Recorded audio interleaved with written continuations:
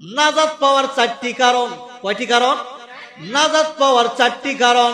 1 নম্বর, কোন আলেমান, তুমি আলেম হও, নাজাত পাইয়া যাইবা। আলেম হতে পারো নাই, আও মুতাআল্লিমান, ছাত্র হও, ছাত্র হও, ছাত্র হও, ছাত্র হতে পারো নাই, আও মুস্তামিআন, মেসাব, হুজুর কি বলে মনোযোগ দিয়ে শোনো। শুক্রবারে মেসাব বলেন করে না? মনোযোগ দিয়ে শোনো এবং মানো, নাজাত পাইবা। 3 নম্বর কারণ এটা। প্রথমে আলেম হও, হতে পারো নাই, ছাত্র হও, হতে পারো নাই, হুজুরের কথা শোনো, বোঝা গেছে, নাজাত পাইবে।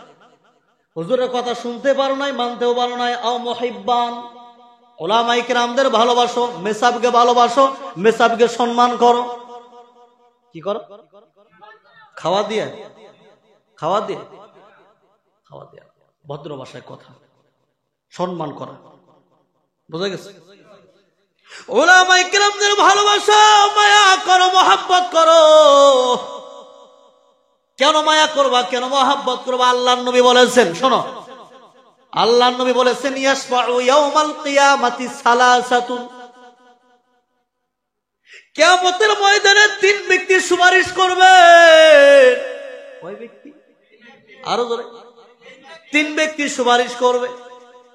1 নম্বর, আল আম্বিয়া, নবীগণ, সুবহানাল্লাহ বলেন। 2 নম্বর, সুম্মাল উলামা, 2 নম্বর উলামায়ে কেরামগণ সুপারিশ করে জান্নাতি নিবে, সুবহানাল্লাহ বলেন।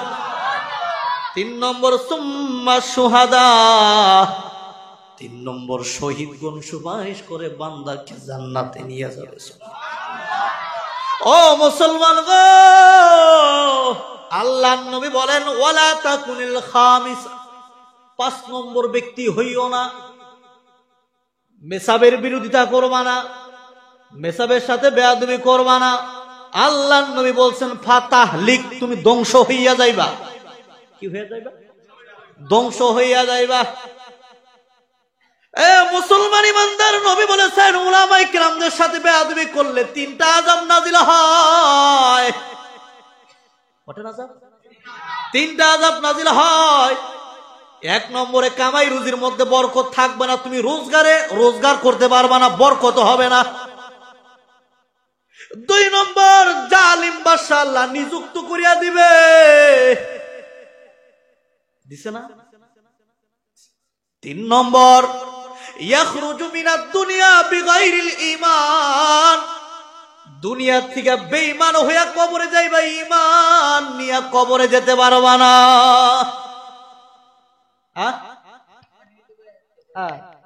তাহলে বেয়াদবি করলে কি হবে?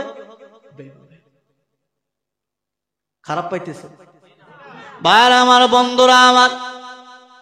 এই জন্য উলামায়ে কেরামদের সাথে মহব্বত, ভালোবাসা, রিশতা রাখা দরকার আছে না নাই? কিয়ামতের ময়দানে কারি সাহেব, হাফিজ সাহেব, মাওলানা সাহেবকে বলবে, আরে চিনো? বলে হ্যাঁ চিনি। বলে কেমনে চিনো? বলে দুনিয়ার জমিনে আমার সম্মান করছে, খানা দিছে, অনেক মহব্বত করছে, আমারে হাদিয়া। ওইদিকে তো আছে যে মসজিদের ইমাম সাহেবের বেতন অসংখ্য জায়গায় গেলে পাওয়া যায়। জানি না এই মসজিদের হালাত কি, কত টাকা হাদিয়া হয়, অসংখ্য জায়গায় বলি। ডাবন থেকে ফতোয়া আসছে, মাসলা আসছে, হাদিয়া কম দিলে নামাজ হবে না পিছনে, বোঝা গেছে কথা। টাইস ফিট করা মসজিদ, তল ফলোয়ার, এদের মসজিদের ইমাম সাহেবের বেতন কত হবো? টাইস ফিট করা মসজিদের ইমাম সাহেবের বেতন কত হবো? যাই না নিবা? মুফতি সাহেবরা আছে না কাছে? যাই না নিবা?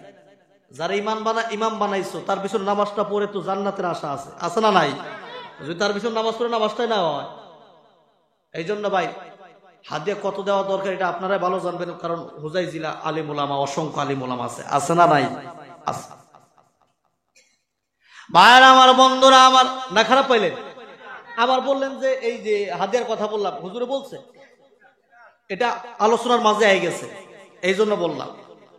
কারণ তো আমি তো বসার সুযোগ পাই নাই, ডাইরেক্ট এসে এখানে উঠেছি, তাই না?